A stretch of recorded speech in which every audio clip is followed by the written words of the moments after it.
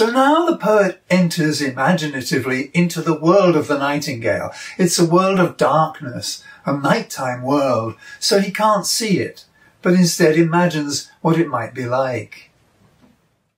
I cannot see what flowers are at my feet, nor what soft incense hangs upon the boughs, but in embalmed darkness guess each sweet, wherewith the seasonable month endows the grass, the thicket, and the fruit tree wild, white hawthorn and the pastoral eglantine, fast fading violets covered up in leaves, and mid-May's eldest child, the coming musk rose, full of dewy wine, the murmurous haunts of flies on summer eves.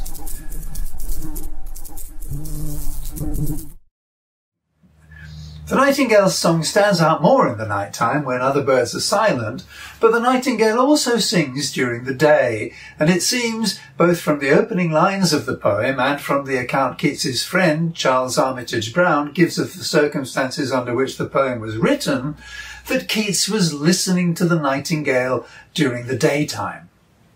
Now, though, he has apparently slipped into a kind of sleep, or perhaps even a trance, and is transported in his imagination into the nighttime world of the nightingale. So all of this stanza is the world of the nightingale, or at least how the poet imagines the world of the nightingale. And it's worth noting that along with the positive imagery, there are some uncomfortable images. Embalmed darkness, the haunt of flies, that word fading.